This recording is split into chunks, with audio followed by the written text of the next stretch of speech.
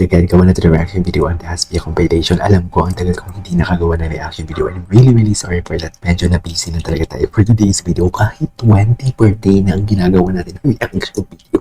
Can you just imagine that? Bending video, same day edit pa yan, ha? And one second number, let's all watch this. Ay, atake na naman si Pops. Atake na naman. Uy, putang ina. Sorry. Alam mo, wait lang ha. I don't understand the hate. Kasi di ba alam mo, ano din ako, after the incident, hindi naman incident, after yung nangyaring sitwasyon between Clarice and Dustin. Right after that, and then habang nanonood ako, gustong ko din naman talaga si Clarice. As in, gusto ko din talaga si Clarice, and I really love Clarice. Pero I really don't get yung about sa mga fans nila na natanggal si Clarice Shukla. At ang Daspia na save. At ang hate sa Daspia. Ang tanong, bumoto ba sila? Diba? Sana bumoto sila?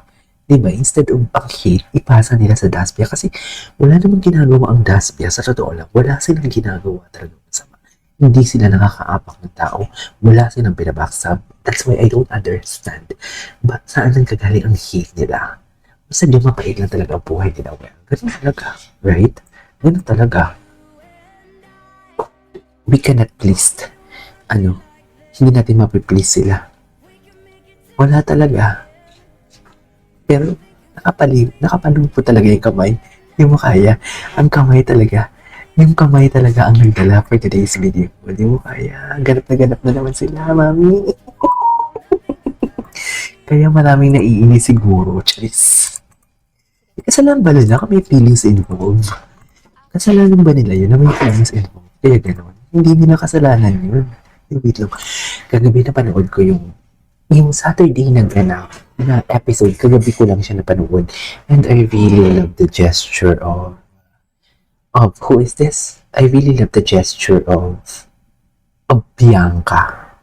Doon kay Mika. Oo, nasaktan siya. Kahit ako din naman nasasaktan ka talaga. But for sure, mangingibabaw pa din talaga ang love and friendship. Kaya, it will take time. Yung mga fans din kasi ng kabilang grupo o kabilang kampo.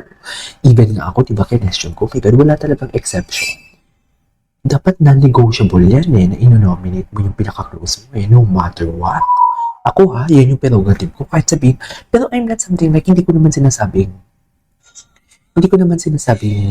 tinotolerate ko. Pero kasi, the reason, I don't know, anyways, I don't want to spread hate lang. That is my opinion lang din naman talaga. Kasi, iko-correct ko siya in private, not in public. Kung pagkakaroon din naman sana ginawa ni Mika, sana kinausap niya si Bianca doon, in private, not in public, or instead of binoto niya, kinausap niya si Bianca. Diba? I don't know. Anyways, kasi for me, that is non-negotiable talaga. I cannot tolerate, but I can educate my best friend. Yun lang yun. Pero, nonetheless, din naman sila like, they are okay. At ang galing nila, grabe, I'm so proud of them. Ang galing nila. Actually, I was expecting na sila talaga yung mag-first dito. Kasi naman, uuwi naman talaga ng PPP. Akala ko talaga sila talaga. Sa totoo lang kasi ang daming issue. Pero Rawi pa din talaga. Malakas talaga yung Rawi sa task. Anyways. Yun. Malakas talaga yung Rawi. Anyways. Jerome like this. Ang galing nila dito kagabi. Seryoso, ang galing nila. Wala ba silang naganap? Oh my God. Grabe yung Bianca. Daspi, 13 points. Ganda talaga ni Bianca. Sa Unbreak My Heart, gusto ko na din talaga siya. Pero iba kasi, bakla din kasi una niya. Pero iba din kasi talaga yung yung chemistry nakatulong din sa pag-build ng paghanga ko kay Bianca. Yung kay Dusty. Si Dusty never ko yung pinapansin before sa mga reaction video ko. Nang nalilig si Dustin kay Barbie, hindi ko yung pinapansin. Kasi even best friend siya ni David, pero yung isa the chemistry talaga, yung tipong alam mo yung pag si Bianca, okay, sakto lang. Pag si Dustin, okay, sakto lang. Pero pag pinagsama mo sila, magiging fun ka talaga. Nonchalant din kasi si Dustin eh. Tapos OA pa si ano. Hmm. Second place sila no, 100,000. Ay, atake. Atake yun, mami. Wait lang. Atake, in love ka na talaga, Pops. Promise. Si Pops, in love talaga si Pops. Diyos ko, Pops. Ano na, Pops? Kaya pa ba? Tuwa ko sa kanila kasi parang pag-ibig ng mga bata. Alam mo yun, kita ko sa kanila. Ano to? BBS Daspi. Ah, okay. Okay, anyways. What do you call that? Grabe naman yung palupot ng kamay. Hindi mo kaya. In love talaga si Pops. Uy? Totoo ba? Charis. Oh my God, they're really cute, I swear. Iba ang atake nila. They are really cute indeed, sa totoo lang.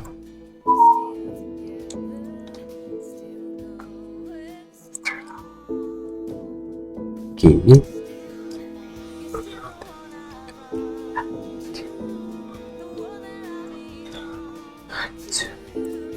Hindi mo kaya, Sige.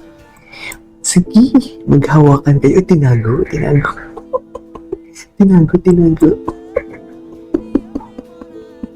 Gets ka namin. No, mahaba yung video. Ano to? Special thanks to our sponsors for incredible support to Daspia. Oh my God, sana ba yun si daughter of Ayala, daughter of Costa? Wow! Totoo ba? Rich tita, daughter of Jollibee Corporation, daughter of Dubai. Grabe! Okay. Ay! Oh, di ba? Even me, hindi ko nga alam na sumasali pala si Bianca sa All-Star Game. Oh, nag-volleyball pala siya. When was this? Kailan to? Pambansang third wheel. Hayop.